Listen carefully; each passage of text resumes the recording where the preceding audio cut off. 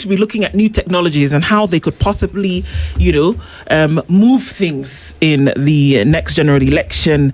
And even as we do discuss those things one to the other, as we said, two gentlemen join us. Ambassador John C.W.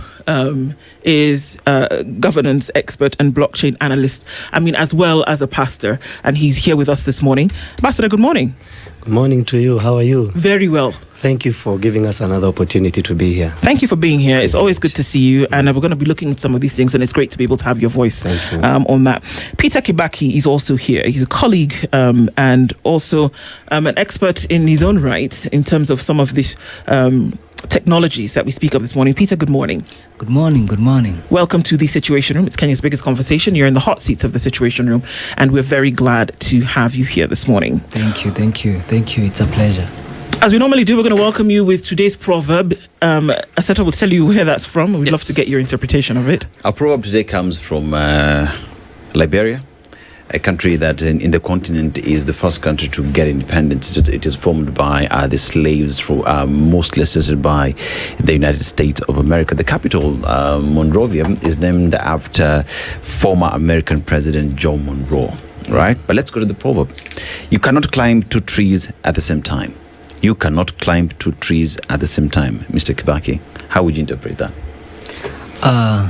Definitely, I think the proverb speaks for itself. You'll need to first climb one, reach at the top, achieve the goal, and then probably come down, then climb another one at another time. Mm-hmm. So how, according to my own understanding, is that you in the journey of life, when you want to achieve something, you have to first pick one, achieve it, push it, achieve it, and then later on pick another one, achieve it, pick another one, achieve it. So that's, I think, my little interpretation, but I know Mwalimu has probably some more insight.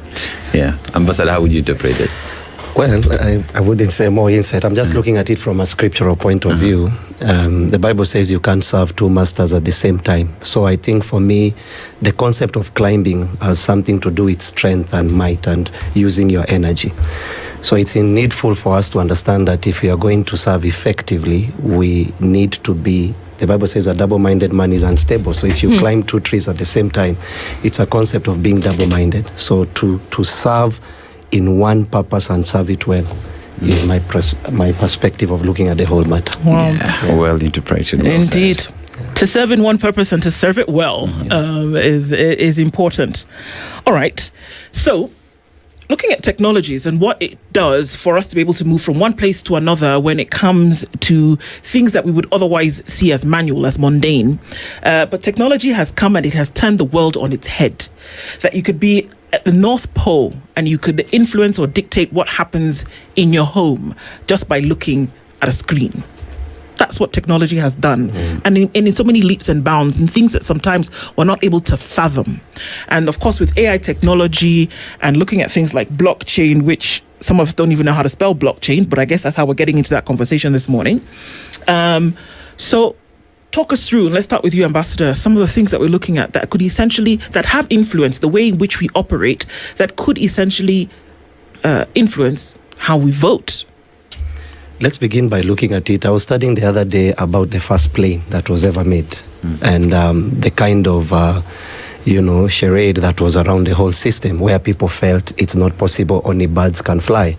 Today, I'm sure that in this room, not that it's a big issue, but we have become birds at some point and we have flown. Look at it from cars. There was a time we used to use chariots. Eventually now, the whole system of cars came up. People thought it can't be possible. Now we have that. Same concept is applying to technology. A few years back, I remember when the whole concept of M-Pesa started, a lot of people could not comprehend. And it looked as though that it was not necessarily intelligent enough to explain to people how a phone can be able to keep your money or rather do transactions. Today, we have the first mobile network globally. People are coming to pitch in terms of how to do transactions using the Kenyan payment system in terms of M-Pesa. So if you look at it from that point of view, this is my perspective. Looking at where the country is going, or rather the world is going, a dam is a water mass, a body water mass, a river also, and an ocean. You can easily change the direction of the dam. Maybe a river you might, because looking at it. But when it comes to an ocean, these are facts that cannot change. Change cannot change. The fact that the world is changing cannot change.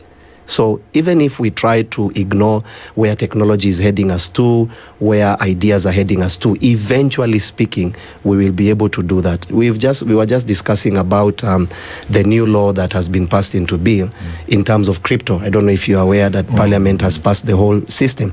The other day, what does that mean? It simply means that you don't necessarily need to be limited by the bank in terms of bulk transaction. I have a friend of mine that wanted to do a very huge construction of an estate company, and when the resources were sent, they were bothered so much. Now you can imagine looking at it from a crypto point of view. I mean, giving you 5 billion will just take a second. Pop, money is on your side. It's easier now to do transactional things by looking at that point of view. So my point of view is this. Looking at it from the technology aspect, it is changing to our good. It makes the world easier. It makes transactions easier. It makes more connections to different parts of the world and things like that. So we are expecting to see a superior, not a decline, but a superior trajectory towards the higher side, looking at what we can be able to do with technology. Yeah. When you look at, when you talk about technology, and before we go to the main key issue here of elections, for the longest time, I don't know whether it's our policies as a country. The focus has always been, okay, let's try create employment. Let's try create opportunities, especially for young people, because when you talk about technology, it's more often than not connected to young people. And so the vibe is always, let's create jobs for young people. And yesterday we were talking, the assumption always is, okay, when you talk about all these funds that the government keeps coming up with, from the youth, the Hustler Fund, now Nyota Fund, all these funds, if you listen to the conversation, they're around empowering young people with skills. But when you look at those skills, it's more of mtu wa bodaboda. It is, if it's affordable housing, ni about mambo ya mjengo. If we talk about car wash, so it's buying tanks for the young men to do their car washing business. It's always the old way of looking at things. And the question we were asking from yesterday is, what happens within this digital space that is forever expanding? A few years, not too long ago, we only were talking about ChatGPT when we started having AI conversations. Today, you can actually easily get lost. It's almost like every 1 hour there's something new that has come up that is connected to artificial intelligence. So we're talking about technology, and it's connected to a lot of young people. And the way we consume technology is, in many regards, is mostly for entertainment purposes. Is we want to use apps that will entertain us, things that will make maybe our work easier, but we don't then think through the technology in terms of what it will help us into the future and how it will then create efficiency into the future. And we don't get enough traction, especially from the government side. Is it a problem? Is it a Kenyan problem, an African problem? Is it a generational problem? It is a problem of lack of sight. This is what I mean. Yesterday I was studying the NVIDIA, the company called NVIDIA. Yeah. So there is a whole issue with the US, I think and China in terms of the chips, right? So when Biden was in power, Biden minimized the amount of chips that China is able to buy. Yeah. Of course, because at that particular time, America had advanced in their technology of building those chips. So during the leadership of Biden, they saw that those chips, because NVIDIA at that particular time were created the high possible tech chips that were ever recorded globally. So America saw that it was a risk to sell this kind of chips to China because we are going to use it, to create technologies that might, be of harm to them. That's according to them. Or outpace them. Exactly, outpace them. Yeah. So what did Biden do in his era? Biden decided to sit down with them and create a chip that is a little bit lower, still good, but it did not have the same efficiency as the chip. And these are the chips that were now sold to China. So Trump comes in, and then Trump says that even those chips, cut them off, which were running into billions of dollars. And we know that, NVIDIA has been doing its best to make sure that, trying to talk to Trump to allow these chips. So why am I saying that? So in that whole commotion of, Trump coming in and even cutting all the chips, China now used that opportunity to develop new chips that were actually very much competitive and even superior to what NVIDIA at that particular time were bringing to the table. The reason is this. China is where it is because of its ability to live tomorrow. When I look at the way the African concept of advancing people is carved around, it is carved around politics. There is a difference between leadership and politics. Leadership outlasts the leader. Politics needs the leader to stay alive. So when you look at someone like in Africa, for example, and I've been to Nigeria and things like that, you see a whole governor coming and giving, in Nigeria they call them keke, which here we call them what? Tuk-tuks, right? I'm not, and please I want the viewers to understand, because some people just argue without, we are not talking about Mama Mboga or Boda Boda Rider, we are talking about where Kenya is going. And Kenya cannot, he was speaking right now that there is a company in Kibera that is tokenizing Mama Mboga. Are you aware? Tokenizing, the whole concept of tokenize, we'll explain that a little bit later. Tokens where Mama Mboga can, like you can tokenize your business. Let's say your business is worth 5,000, you tokenize your business so that someone owns 1,000 of your business, they bring in investment to that level. It's already happening in Kibera, tokenizing. We'll explain that a little bit later. Is it some shareholding? It's something concerning shareholding, which he'll explain better. So the whole concept is that the way I look at the way what we tend to make it look as if it's progress for our nation is actually centered around who's coming next into power. It's not necessarily centered around where is Kenya going, because even if Kenya does not go, the world is already going there. Even if Kenya is left behind, we will continue being a third world nation. And I've seen a lot of people, looking at nations like Singapore, trying to say that we want Kenya to be like Singapore. Did Singapore give more borders?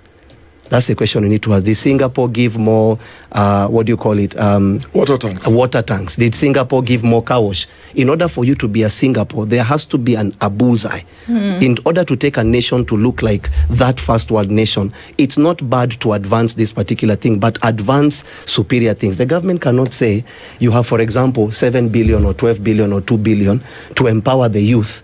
The question is, what do the youth need at this particular point of view? So it's not wrong to have like 20% things to do with human labor, but have the biggest percentage of them centered around things that can be able to make a nation a superpower. And if you look at it from a point of a water tank cannot make a nation a superpower. A car wash cannot make a nation a superpower.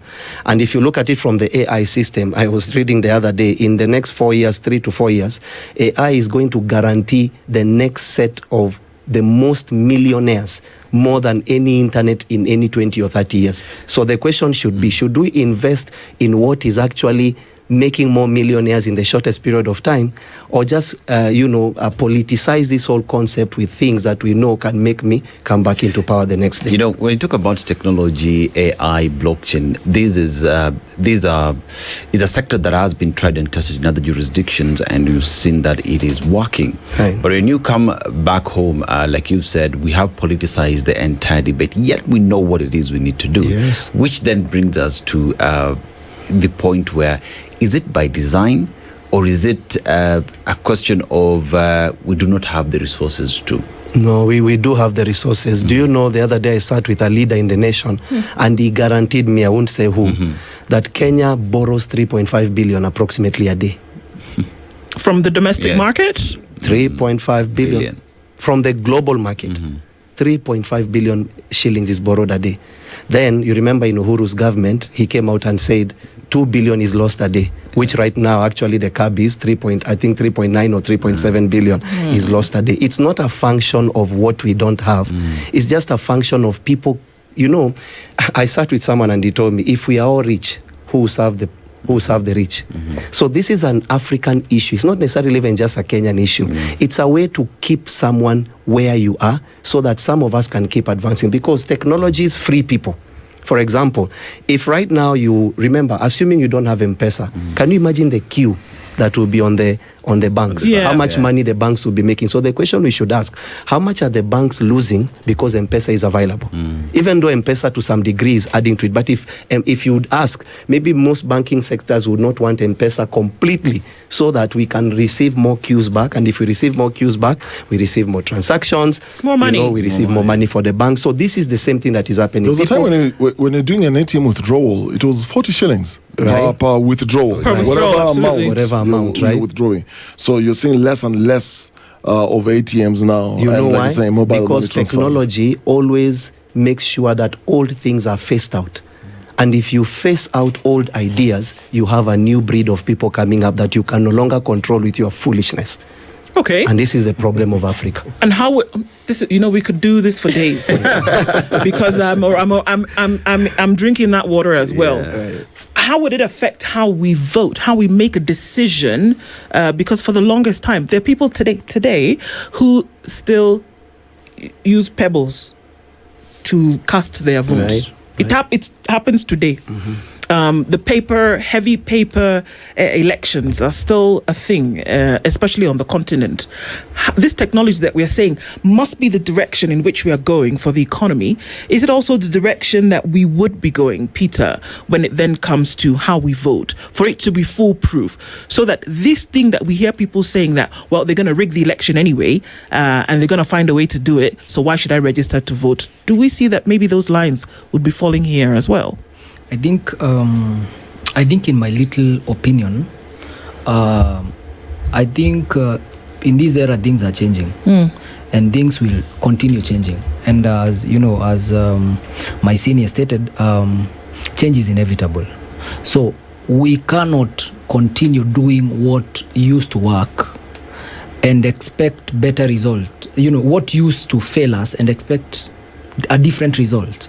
When you're doing the same thing again and again and again and again and expecting a different result is actually more of I'll use that word foolishness. Is actually more of it when we are expecting better results. So in one way or the other, we'll need to come back here, to use these different solutions. And that's why I think with the vision, I've sat down with my senior.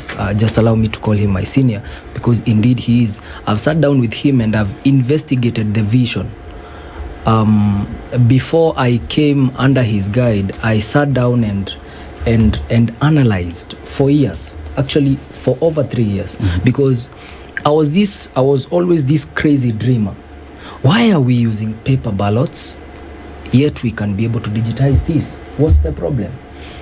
We have investigated all those issues, and we have realized that the problem now narrows down to two things. We are looking at what IBC, like the elephant in the IBC's room, which was confirmed some few days ago by the commissioners, is the security of the vote and the security of people's data. So if that's the elephant in the room, why don't we embrace technology to be able to secure that? Because if we secure the voters' data, and if we are able to secure the vote, it means that we've killed the election malpractice, not only in Kenya, in Africa, and we will be in a position. It's like a notion. Yesterday, the day before yesterday, I was having a conversation with my mother, and I was actually telling my mother, I just threw this challenge, and I told my mom, do you know one day I'll become a president? And then he was like, you'll be a president in your own house. And so it means she has a view. There is a mentality that she has, that because I come from a low, a humble background, It's impossible to get there without some level of resources and all that. But you see, we are now changing the narrative, because if we have a vision, just like my senior said, if we have a vision, if a leader has a vision for this country, it means we can now come in and people can now be able to vote for them without fear of malpractice, without threats, you know. Because of the technology? Yeah, because of technology. Nobody is threatening you when you're voting in your house. Who is threatening you when you're voting in your house? You know, we've seen all kinds of evil. People making lines and then, you know, hands out. You've seen those things. They're happening in our country. Hands out during elections. Yeah. Vote for this one. Vote for this one. You know, we are talking of an end to. We are going against something. We are talking of a totally new revolution. If we were to adopt technology to be able to scrap off this. We've seen people who will reason that where will be the jobs, you know, like we were having a conversation last time that imagine the education budget for voter education. Imagine just having an AI system that is just teaching you and you can be able to converse with it and it can be able to educate you everything that you need to know. We saw during the finance bill last year, before the protests, a lot of civic education going around. And on TikTok, young people are actually interpreting the finance bill in Kikuyu, in Kamba. People are using AI to explain to their grandmothers and to their mothers what is this finance bill in very simple language. And it was at a touch of a button. It can give you 50 languages. A whole interpretation. That's how powerful it is. I totally agree with you. But my question is this: with change comes resistance. There was a time, and I'll speak for ourselves. There was a time when we were told, you know what, you big sisters, we are going digital, and the big sisters decided, you know what, we are not. And there was a protest that, you know, and when I'm referring to the big sisters, the big mainstream media houses were saying, you know, no, this is not going to work. There are a lot of conversations around it, but not to belabor the point. At the end of the day, it was pushed. And the big cake, which had 4 slices, 5 slices, all of a sudden now had 56 slices, for example. So at that point then, there was resistance to that change, but it was inevitable. For what you are doing and where we are going, when we're talking about matters of elections, for example, we know Kenya holds one of the most expensive elections in the world. The cost per voter, last time we checked, was 2,000 shillings. 800 and something. Which is way up and above what even the UK spends, even what the US spends. And we made comparisons with India. How do they do their elections? They print their own ink. They do everything from within. We import nearly everything. By the way, they use their civil servants to go to these different centers, and these are government workers. So you're not getting any extra payment. You are just, as long as you're working for government, you'll be posted, go to your job. Go to Lodwar, this is what you're going to do. In Kenya, it's different. So there's hiring that goes around this, and there's budget.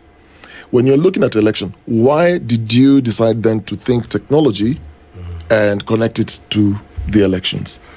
Okay, so let's begin because of time. So let's begin this way. First of all, I'm a pastor. And I say this with all humility, I have thousands of people that listen to me, specifically even that come to church. We have so many people in our church. So I participated in the coming into power of this government. That one, I mean, the last time I was here, we made it clear.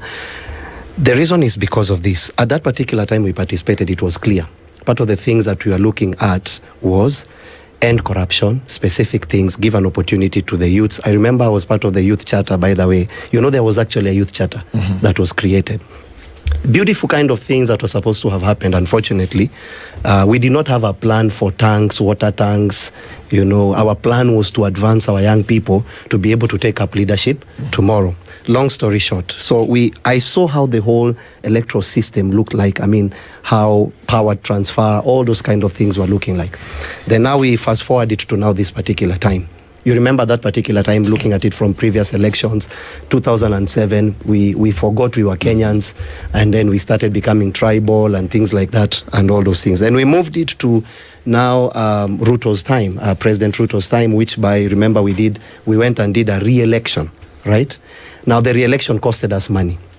Remember, we have bloodshed, we have re-elections, we have spending of bigger budgets. Yet Kenya is, is like a county, or rather a county in America, one state in America. So looking at it from that point of view, I sat down to myself and I said, okay, we to some people we've brought the problem. How do we bring a solution? So the solution was to look for like-minded people in the church. And then we started a program called State of the Nation. I would address the program and things like that. Then we brought people together and we started building. I sat down with them and I asked them, so what can we do? There's actually one of them called Jesse. What can we do to make sure that we don't have bloodshed? Underline the underlining word that we are looking at. It's not about even money or whatever. We don't want the same bloodshed in 2007. Number two, we don't want votes to be stolen. And number three, we would not want a re-election because, again, it's cutting into the budget of the nation. So we built this system. We presented the system just randomly. Then all of a sudden, the Canadian High Commission saw it. The representative of the Canadian High Commission. So they reached out to us. Is the reason because of the Kim's kit. They are so much involved in I think you are aware, the funding of the Kenyan election. So definitely they are looking at ways to cut anything that can cut cost makes a lot of sense. So we sit down with this individual. Then all of a sudden, we are presented before the IBC last week on Tuesday. So the chair of IBC is there, the commissioners of IBC is there, the legal team of the IBC is there, Canadian High Commission is there, UNDP is there, and we are now cracking the elephant in the room. And it was only one thing. And in my presentation, long story short, the problem that we have in the IBC system is a trust issue. I mean, the foundation of IBC is just one word. Can Kenyans trust you? And that's what we are presenting. So the system that we built offers a deeper layer of trust compared to any other way of voting that has ever been in Kenya, need I say in Africa and globally to the world. So we built this system, then we now presented the whole system, which maybe we might show you a little demo because the system is almost done. I mean, we showed people how to do the elections, how to vote, and then someone would ask, what about an elderly woman out there? We'll show you even the AI system we have built that speaks your language, that you don't even necessarily need to talk all these things. So we built this system, long story short.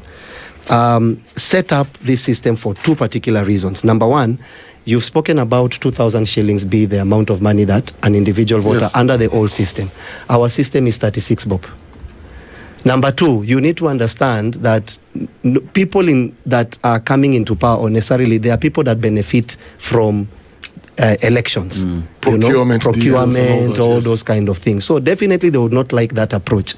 Ours is basically like a gas fees and looking at things like that. It is cheaper because when we looked at the amount of money that John Buddy was looking at presenting, which is 61.7 billion, you can imagine what our system is looking at. So we are giving Kenyans an opportunity to go into the future, not necessarily to say who else has done it. Why do we need to wait for someone else to do it as Africa in order for us to do something? Okay, and that person we are waiting for, who are they waiting for? And then that person they are waiting for, so there will always be someone that is willing to do something. We built a system that guarantees all these kind of things are in place, and I'm requesting Kenyans to have a look at it because it hasn't been presented now. It is the second portion of view is to make sure that the members of parliament are looking at it.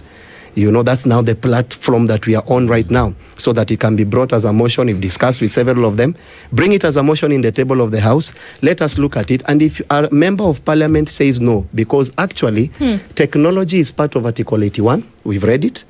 It is allowed in voting, and Article 83 of the Constitution. What we are doing is not something Gen Zs are just overthinking. No, it is within the Constitution. We are telling the government, members of parliament, have a look at this. And if you say no, you will need to tell the Kenyans what is the real reason you are saying no to something from 2,000 to 36 shillings.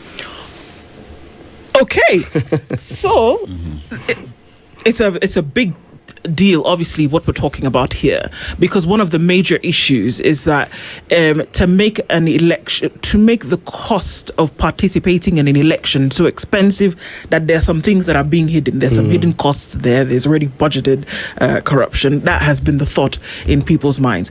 So what you're saying is that with help from an external party, which you've already established by your own admission, partners come in, funded the thing, that you can vote with technology. Right. In the comfort of your home, of your house, using your phone. Using your phone, you can vote, and it can be verified, transmitted to one center where people then will be able to make an announcement or make a prediction. Completely. For 36 shillings per Kenyan. On a platform called a decentralized platform, which means you can be able to see you voted. Forget now what the IBC is telling you. You can be able to see, after you have voted on this system, you can literally enter and see my vote counted. So it means another thing. You see the way the IBC takes like 3 days to look. When the voting starts at, let's say the voting starts at 6 a.m. today in the morning and it closes at 6 p.m. Immediately the voting closes, we know the leaders of the nation. That's how efficient the system we are building is. So there is no way of hacking. And those of you that are saying people will steal, go and study blockchain.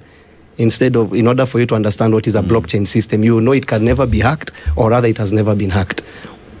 If that can be figured out, why is it then that an independent electoral and boundaries commission would not have been able to, with the help of government and its partners, figure something like this out all this time? Why? Even with developing technologies? I think I have an answer to that. I've been in the tech space actively for not long, but for 4 years, actively. And with actively means in the blockchain space, in the new technology space, that is blockchain, AI space. By the grace of God, I would say I've participated in most of these projects. The Huduma Number project, my team, I have a team. He is our patron. But now what happens, the structure is this: he is the patron, but we have heads of teams, and then those heads of teams, they command, is like in the Bible, you know, the commander of 1,000. Then there is there is that kind of an arrangement. So I lead a team. So part of my team members have participated in, of course, with me as the lead. So what happens is that we go get a project, then we bring it on the table, and then we are able to do it. You remember when there was this conversation of Huduma Number? Huduma Number. So it was not a conversation. We were forced to get I carried my documents to some G place. My document. I have my Huduma number. Huduma card. So do you use it? Yeah. So that one, people actually got Huduma Number. The whole project was sabotaged. It was all a question of data. So we brought in a proposal. Why don't we digitize how data is acquired? And there was this conversation of the digital IDs. So part of my team members contributed in writing the proposals. Those why don't we use blockchain to be able to store our data and have the digital IDs, in that your identity is placed on an immutable record, and where you go in the world, it's verifiable at an instance that you're a citizen of Kenya. This is your data, and it's safer, and only you have access to your data. So it brought the issue of the digital IDs, but we saw that project was also sabotaged. So we came in. I've also been in the fintech space. The first tokenization license, you can Google it. The Ashara tokens. That is the first organization that has been issued a virtual asset service provider license. I actually worked with the heads. Is the project is led, is on public domain, is led by John Bindu and Njoki. Those are actually the heads of the Ashara. We've worked closely with those people. Actually, technically, I was part of the mentees that John Bindu was mentoring as part of the tech team, and we were there. We were a team. We built the infrastructure, the the tokenization platform. We presented it to the Capital Markets Authority, CMA, and Biashara tokens was put on Sandbox. So speaking from that perspective, now to answer your question, is a question of legidity, and this is like planned legidity, because even as we are presenting to CMA, the panel had only very few young people. So only very few people would speak our conversation. And they are like, no, what these things you are talking, they seems as if it's an impossible conversation. Like, if you tell someone like you can vote at the comfort of your home, what makes you trust that you can be able to send money at the comfort of your home and it will reach in the US, but you cannot be able to vote at the comfort of your home? What makes, so you find is a mindset issue. So one is a mindset issue, two is a knowledge issue, because as Dennis pointed out, every time we talk of empowerment is actually part of my pain point. I was sharing with my senior some times back, is a pain point, because why are you coming in? You want to come and teach me to ride a boda so that I can buy a boda and be carrying people on the... Well, that's all they know. But you have a lot of graduates and a lot of young people like yourselves there who are connected globally. Like the kind of businesses people are now doing, like you're saying, they have digital assets, virtual assets. You run companies online. You don't need even a physical space. And that's when I was asking about resistance, when you want to change or the understanding or the lack thereof, where your people think this is what you need. So because you are young, you have energy. Actually, people are not thinking about brain power. Actually, you look at it, is a mindset problem. And you see, this is actually designed both by the government, because we have lack of leaders. If we have true leaders in the IEBC, these are people who will need, let them sit down, let them come on the table, let us even open the code. Let's see the technical implementation. Let them try to understand. People don't want to understand, because you find we will get on a table. Everybody is coming for that meeting for just, the sitting allowance. And once they are done with the sitting allowance, you are there listening to those young kids, what they are saying, blah, blah, blah. When will Kenya ever move forward if we have that kind of mentality? And I'm saying, through that experience that I've been in that quiet space, that is actually the highest resistance that we've been facing, whereby you find nobody wants to sit down and understand. So let's talk about now the election, because Ambassador here said, thinking through how you can bring down not just cost, stop bloodshed, create accountability, and bring about trust to this institution. So what is it you have? Is it technology that then will that can be adopted for me as a voter to cast my vote and be sure that my vote counts, and then it's verifiable, and what else? Verifiable and credible, so that at the end of the day, if you're looking at a dispute, because I was just trying to remember the last thing that you'd said about going to the court, spending more money because of election disputes. So this brings all this down. So the cost per voter is 36 bob. So how do I access this? What is this exactly? Yeah, Dennis, let me give you a snapshot of how it works. Because with your question, I can see you want to understand the process. Yes. This is how it works. So what is the normal process? Voter registration. Everybody's registering right now. Then we have the voting. Some people are. Some people are. Okay. Whatever. But voter registration. Then we have the D-Day voting. Where we wake up very early in the morning, go queue, get you get the paint, and after that, the papers are taken. We have issues of dead people voting. We have issues of other papers which were introduced as part of the votes. We have all those kind of issues. Now think of that whole complex systems, and we have all these forms as verification. which are forms that can, be written manually and, be presented to the court as evidence of malpractice or any other thing. So we have all that complexity. Now, this is our own process. I'll just break it down so that you can understand how the blockchain technology actually works. This is it. We have the voter registration. So during the registration process, you will be able, which will be conducted by the IEBC. So you will be able to be verified. You will submit your documents. They'll be scanned. They'll be stored in a decentralized databases. Database. It means that your identity will actually be stored as a digital record that is immutable, cannot be changed. No person can also add into that. It's stored in thousands and thousands of servers. So not a single centralized database. Kenya doesn't have a good history with servers. So now I'm redefining the concept of server. I'm redefining the concept of server. Yeah.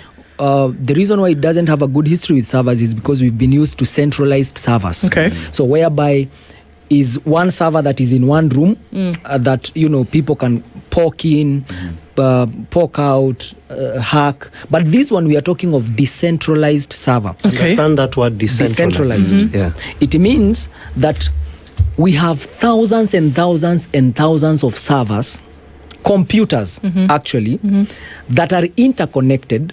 In that, when you store this record of your ID, there's a ripple effect. It's stored in other multiple. And duplicity and it's multiplied into other servers. So if I want to hack, I'll need to hack in all those thousands and thousands of servers so that to delete that record. Because even if you, which is impossible, even if you hack into one server and delete that record, or what we call a block, and delete that record, the amount of energy you'll need is next to impossible. So, one, your voter registration process, your documents are taken, they are verified, and then what we are using is the biometrics. So they'll pick a pair of your biometrics. Let's say, for example, your fingerprints, your hand, all pairs of possible biometrics that can be taken. So all those will also be stored on a decentralized server. Now, during that process of voter registration, what happens now is that your digital or your biometrics or those digital identity that are taken from you, they are stored as an immutable. What we generate is you generate an immutable string. Actually, you generate a string that is now patched. We call it a private key. That private key is now patched into the blockchain. So when it's patched into the blockchain, that cannot be hacked. Only your biometrics are now your private keys. So it means only you can access that blockchain address, or you can access that particular block using only your biometrics as the key. That now becomes like your private, like your private key. So we have your public. If you've used wallets before, you understand the concept of your address, your wallet address being your private, your public, key, and then there is a hash that is your private key.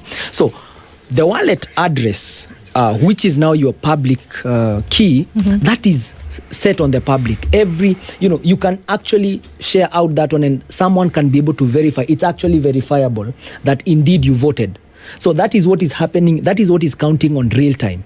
If you can check on crypto platforms or a platform like TronScan, you can be able to see thousands and thousands of transactions running in real time. Yeah, and you can be able to see those private keys, the addresses, and you can actually be able to verify any address there and see what is happening on that address. It's the same concept. Kibaki, as we talk about that, so you say the only way I can access my account is by using my biometrics, right? Your biometrics. My biometrics. So assuming I'm in my house and I want to vote, so how will my biometrics, how will I access my account using my biometrics from my house? Because that would be the question. On your phone. On your phone, the app is on your phone. Let's say, for example, you'll have an IEBC app. Yeah. You know, the whole system will be probably on an IEBC app. So you'll just get on your phone. Just like the way you use M-Pesa, you know, you unlock using your fingerprint. So you can unlock, and then you will be able to enter. So once you enter, you will see the voting interface there. You will be able to vote. Once you make, every vote that you make is patched into the blockchain. Every vote, and that session is closed. If it's the president, you make the vote, is patched into the blockchain, and that session is closed. If it's the MP, you'll choose your own MP. It's patched into the blockchain, and that session is closed. Every session that you're making the vote, that session ends and is patched into the blockchain. So it's recorded in real time in a way that it can't be, it's not immutable. After your voting session, you'll see your results, that these are the people you voted for. Immediately. That these are the people you voted for. And then you will see the summary of the other results that are, you know, other people that are voting. You will see the summaries there, that this is actually what is happening in real time. Pastor John, my mind is blown, and I'm just trying to look at some stuff here, and I don't, that what you're saying in real time, we can actually see, and you can see it for yourself, and so can 50 other million people see it for themselves. You can actually see your vote happening. Right. It is mind-blowing in terms of what transformation could come about as a result of that. But I'm still stuck on, if this idea is out there, if it's in the open, what would be the reason to not say, well, can you guys come and let's get this thing moving today, not tomorrow. No. Let's not wait for the 67 billion that we probably will not even see in its totality. And let's get to a place where we're seeing transparency because of what technology then offers. Right. Let me ask you a question. You know, what is sad is how I pray. I was advising someone, when you want to change, or rather when you want to change a person, you would never expect that person to think like you. The problem now, and allow me to use this word, when I look at it from your point of view, you desire it, but the problem is you think everyone wants what you I've been accused of that. We are living in Africa. It's not, it's like do re mi. You can clearly see what is on the table. First of all, let me ask you a question. If I'm going to use 60 billion, how much of that money is going on procurement? Let's begin there. Who are the people that are procuring? Let's begin there. So someone somewhere is making money out of our illiterate point of view in terms of, or rather our perspective of voting.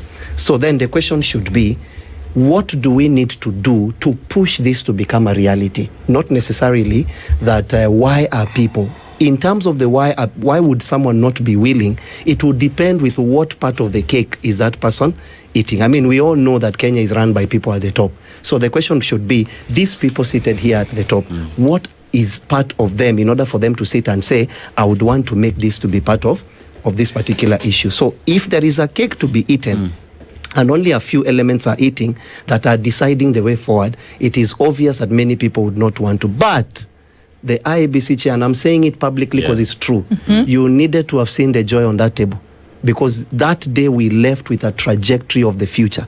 I mean, all the lawyers advised him, all the IEBC staff, the commissioners advised him, and we are now looking at pushing it to the next level, which is what?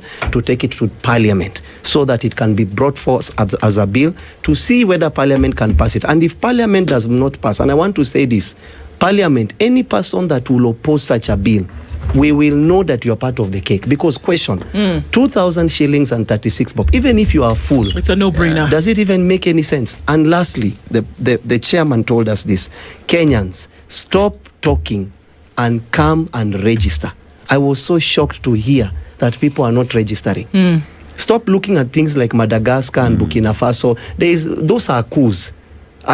Coup is not the best way to run a nation. We have an opportunity in a few weeks to come, by the way, a few months to come, to do a free and fair and credible elections. In as much as we are talking online, a president will not be won by a mouth. It can only be won by a vote, assuming a coup is not in place. So please register and vote, young people. This is the best way forward for the nation. Ambassador John C.W. and Peter Kibaki have joined us this morning, and obviously there's more to be had in this conversation, so we hope it's not the last time you'll be coming to talk to us about this, talk with us about this, and we want to thank you for joining. It is a new dawn, it would appear, not just in blockchain, but other things, of course, for what we're seeing. And so thank you for coming and joining and with us in those insights. Of course, there's a lot more to be able to unpack. And so we'd like to have that conversation with you further in the future. But thank you for being here this morning. This is the Situation Room, the only way to start your day.